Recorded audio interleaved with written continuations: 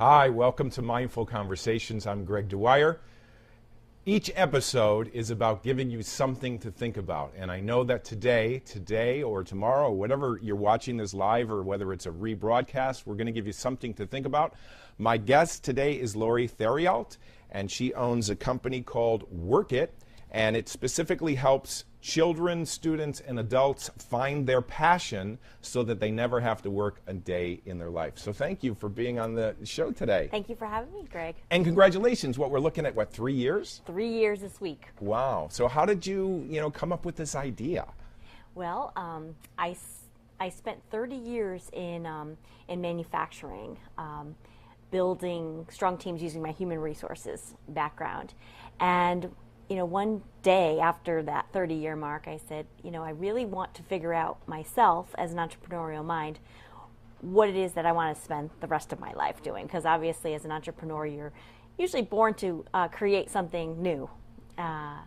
So I came up with the idea of helping people build resumes of passion, not only skill.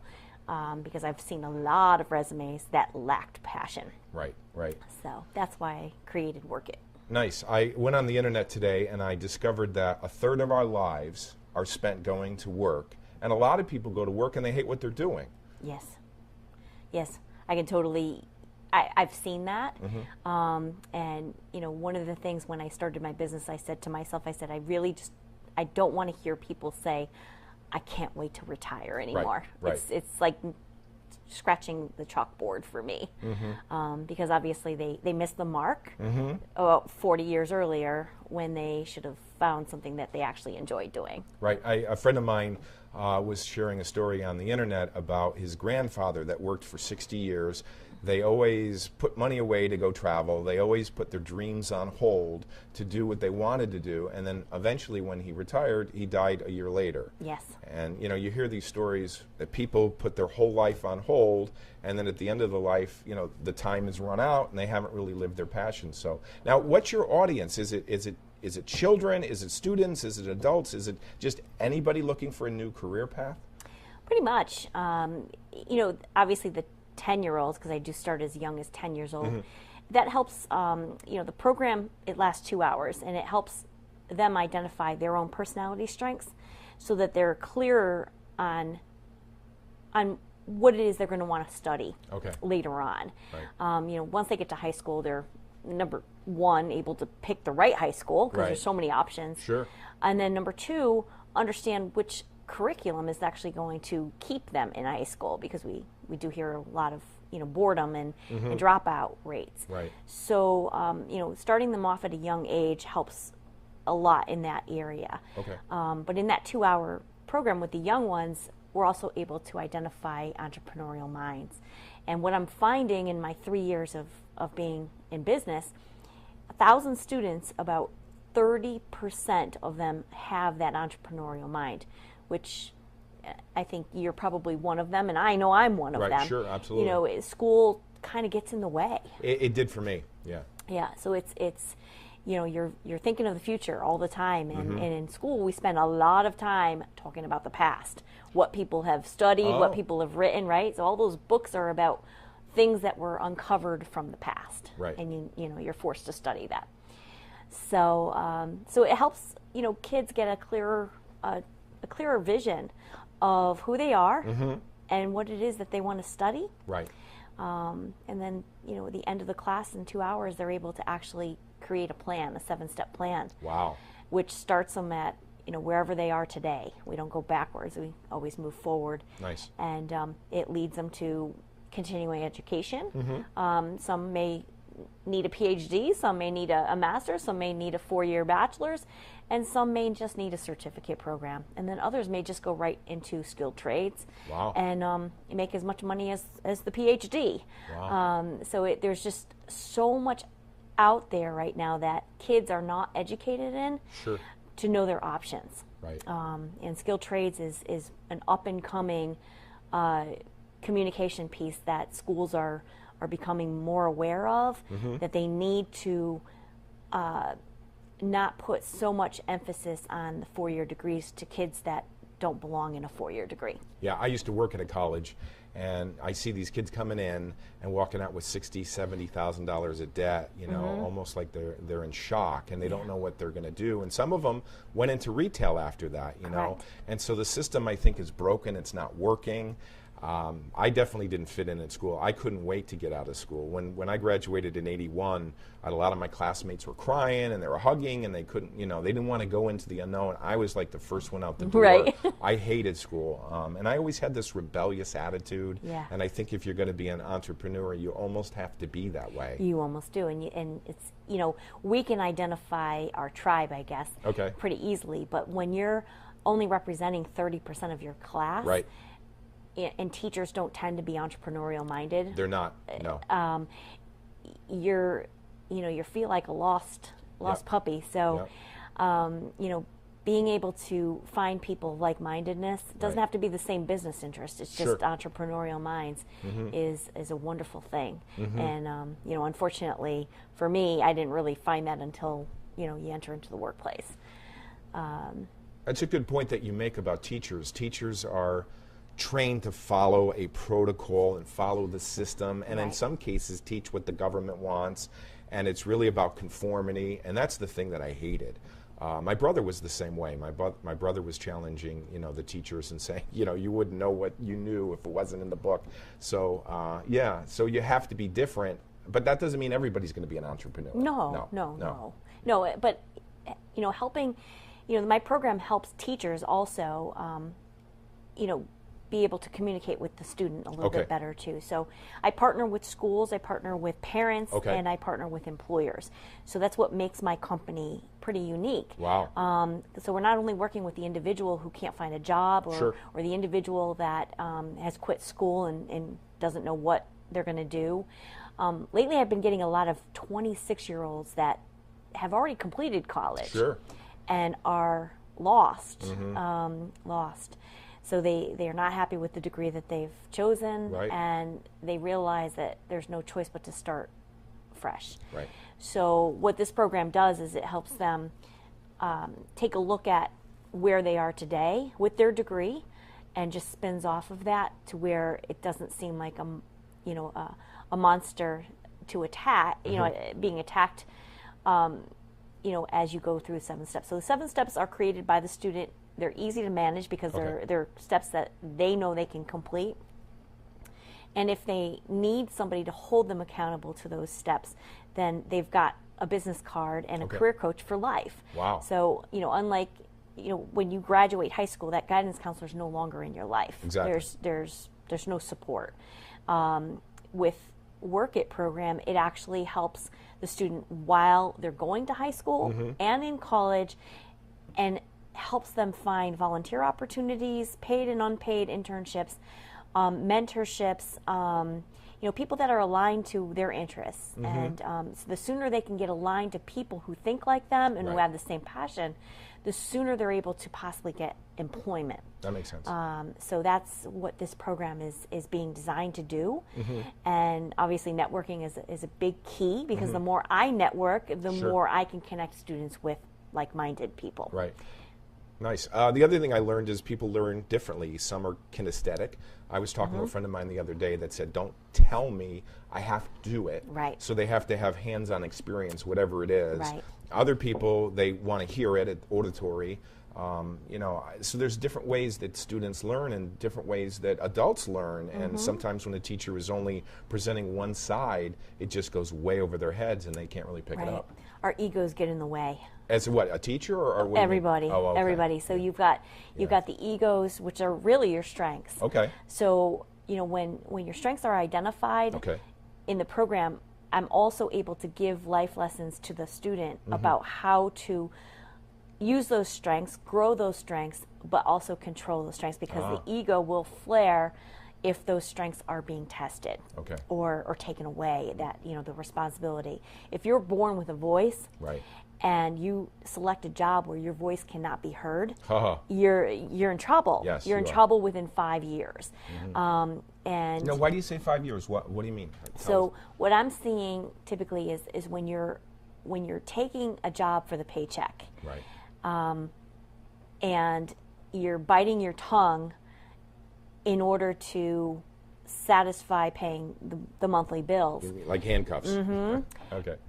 And you're fearful to leave that job because it's financial security.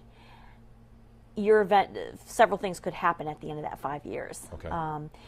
One, you could get fired because you're going to start to rebel. Right. Two, you could quit abruptly because you've had enough. Right.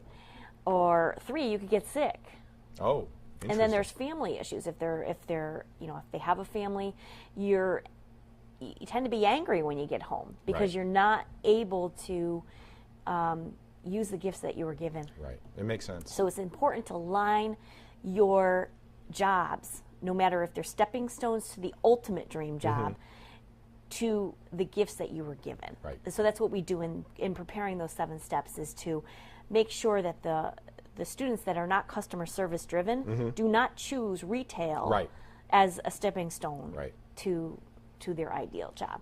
So those are the things that we talk about, and then we talk about the egos at home. When you have parents that are PhDs, and you have a child that's hands-on learner and cannot tolerate any more schooling beyond high school, is barely hanging on.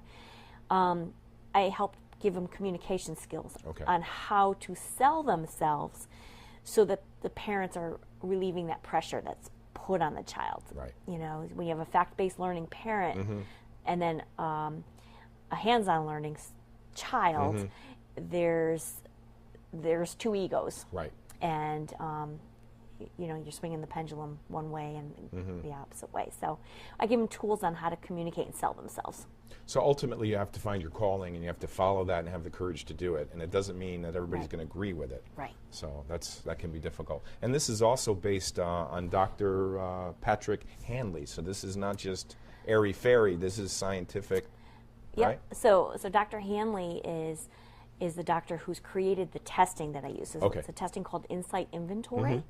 That I've used for almost 30 years in the workplace to build strong teams. Oh, great. So that they would get the work out. Okay. And customers would be satisfied with deliveries.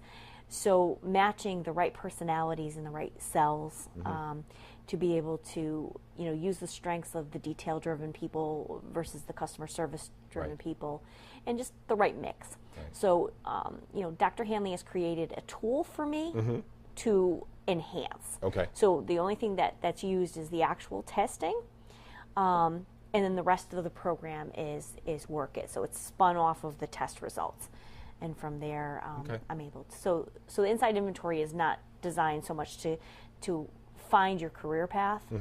It's designed to help you understand the different types of personalities out there and how you can communicate effectively with those personalities. Last year I went over to the Litchfield Library, and they had a gentleman give a presentation on the Myers-Briggs. I'm sure you're familiar with it. So I've been an INTP for years. Like, I've done the studies, I've paid for someone to do the studies with me, I've done it online, and each time I come up with INTP. And so he encouraged me. He goes, okay, so maybe you're an INTP, which is Myers-Briggs for those of you that are not familiar with it. And then he said, well, you might be an INTJ. And I thought, well, so he gave me both sheets, and I'm looking at them, and they're so close. And on the top it said, and I can't remember which one, but on the top one of them said, only 5% of the population sees the world this way. And then the other one said, only 1% of the population feels this way. Now, I know that would probably make me feel significant, but I thought to myself, I wish someone had showed me this when I was 20 or 15, because I've made it a point to try to get people to see my point of view, and I realize that not everybody sees my point of view. We all have a different map of reality and a different way of seeing things. So how do they get a hold of you? I know I have your card here, but how, Facebook, website. Yep. Before we go to the break, I just want to be able to have you say that. Yep. So I can be reached at workitusa.com. Okay. Is the website, and the email address is Lori, Lori, at workit.careers, and a phone number is 860-309-0182. And again, those are you can reach out to schedule a 2-hour class for either your child, college grad, college student, yourself, So again, my students range from 10 years old all the way to age 60. Wow. And you're also on Facebook, right? I am. So spell your last name and your first name so people could go on Facebook and friend you, because I'm sure you'd Sure. want some more friends. Absolutely. All of us do. So the first name is Lori, and the last name is Theriault, and that's Theriault. Excellent. We will be back after this break with Lori. Thank you, everybody.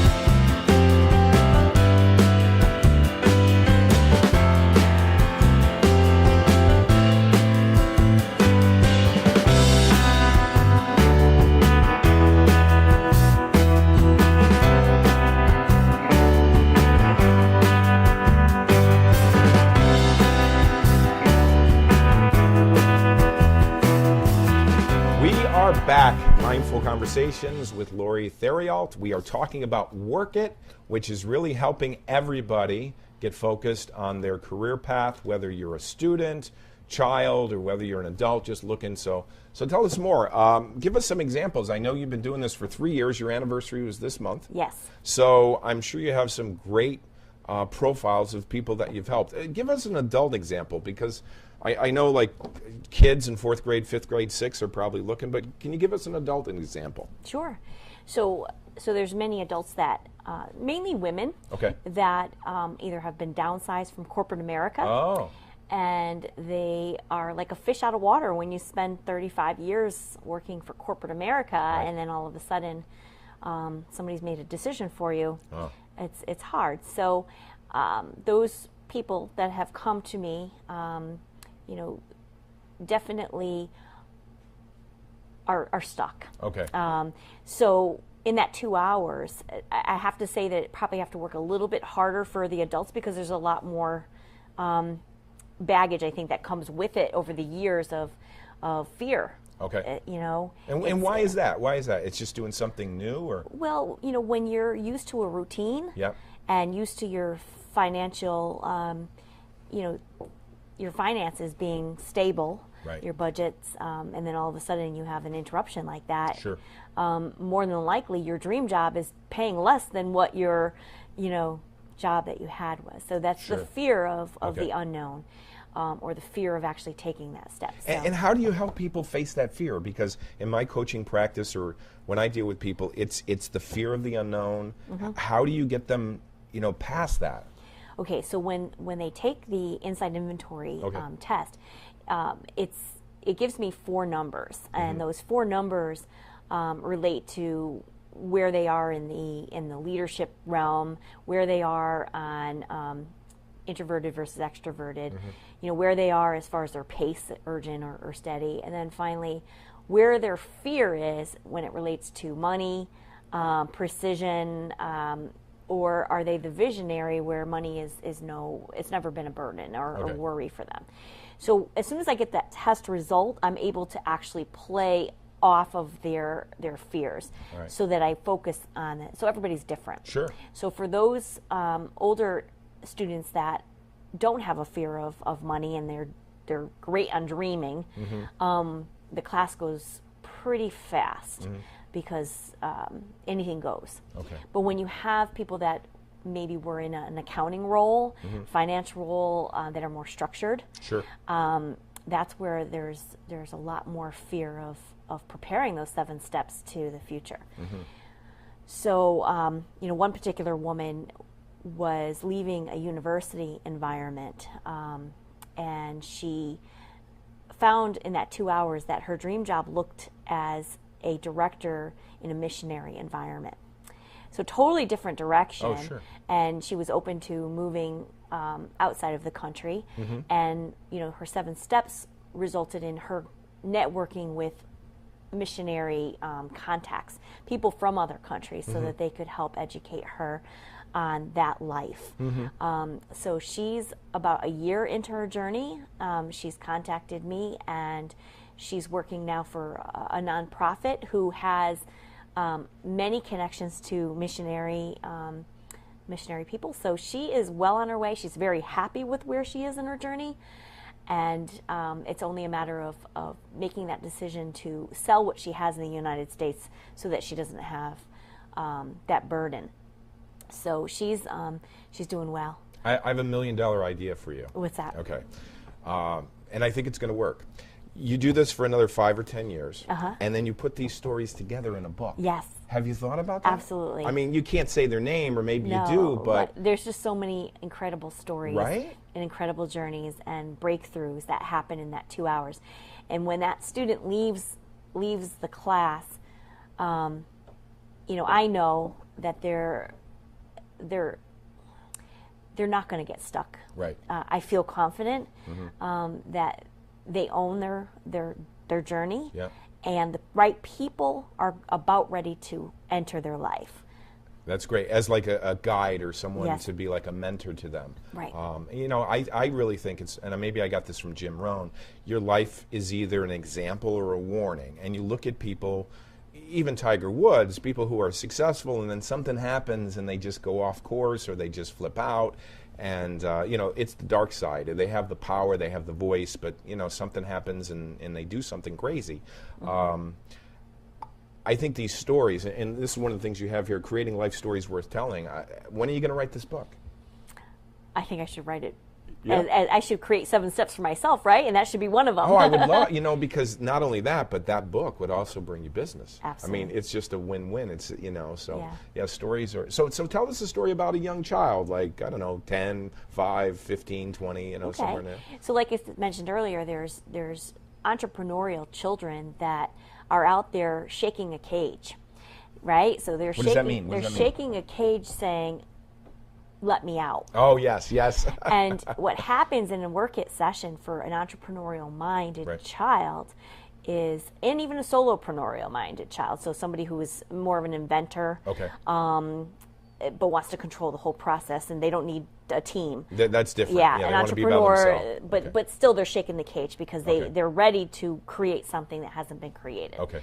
So I've had a few 10-year-old students, one in particular where his older brother had come to my class because he was going to become valedictorian of his class, but he had no idea what he was going to be beyond graduation. So his mother was very concerned, and the end result was he was going to go into data science, and he's going into second year of college, and he's doing well. But the mom also asked me to work with a 10-year-old brother. Okay. And this 10-year-old brother has a very smart mind, and you can see by looking at him that his wheels are always spinning. Okay. And he was about ready to enter in junior high school, so she was wanting to make sure that he emotionally would be okay entering into a new environment. So when I gave him his results, so as part of the Work It program, I actually get to become that person for about a minute to a minute and a half, where I allow them to hear me introduce them to themselves. Oh, wow. Based on the scoring from Inside Inventory. So when I introduced this little boy to himself, letting him know that he was actually born to change something in the world, this allowed him to say, I know, immediately. Wow. And he unveiled to his mother, who sat in the room, what it was that he was going to impact as he aged. Wow. So his 7 steps were created pretty smoothly, again, because as a 10-year-old you don't have a lot of fear. Right. So, and that's comparing, so it just flowed. Flowed very well. So it's interesting that you said that. When I was a small child, I wanted to be a magician. My uncle showed me a coin trick, and I just said, that's it. So from 4th grade to high school, No fear, like no fear, nothing held me back. And then after I went and got my graduate degree and my other graduate degree, I don't know, I thought differently about things. And I don't know what it is about being a small child or, adolescent. You just don't, you're not afraid. Maybe it's because you don't have the mortgage, you don't have the car payments, you don't know the risk, and maybe you're kind of like the fool just walking off the cliff, not knowing any better. But as you get older, your brain changes a little bit. My very first class, I actually announced to the class, I said, so how many of you would feel comfortable going home tonight and telling your parents that you want to be a clown when you grow up? A clown? A clown. Wow. And not a single bit. I thought I was like crazy. But at the end of the class, they realized that clowns make an average of $90,000 a year. Oh, hold on, let me write this down. Yeah, really? It does. $90,000 a year. Yes. So, whatever your passion is, there's a way to make money. And that's what the Work It program allows parents to understand as well as the student. Now, many of my classes, the parents do sit in, which is a great benefit because it improves the communication at home. And so do you want to know what this 10-year-old is going to fix in the world? Yeah. And I want to get back to this clown thing. I mean, of course, you got to get in the cars and you have to be shoot out of the cannon and all those other things, but I'm going to look into that. All right, so before the show, you sat down, you told me the story. I think the gentleman's name, how old is he now? 14? He's 12. He's 12, okay, and his name is Matthew. Yes. Okay, and that's basically all you told me. And the story that you told me just now is what you told me before we started filming here. But you didn't tell me what the decision was. And I asked you to think about it and write it down, and you did write it down. Now, I only have one question, and the question is, did Matthew, did he say it, or did you say it, or did you meet in the middle? He said it. He said it. Okay. It was a spontaneous response from when I introduced him as somebody who was going to change something in the world. All right, so I guess what I want to know is all the research that you gave him confirmed what he was going to say. Yes. And so when he said what you thought, it matched all of the training. No. Oh, it didn't? No. It was different? No. Okay. I don't know what they... Okay. I pull their passion out. Okay. And then I'm able to confirm that what's involved in their passion aligns with their strengths. Okay. So I don't know exactly what you wrote down. You have it written down. We always do this at the end as we're running out and see we almost have time. That's okay. You don't have to. We have a few minutes left, and I'm going to say that you wrote down something that has to do with global warming.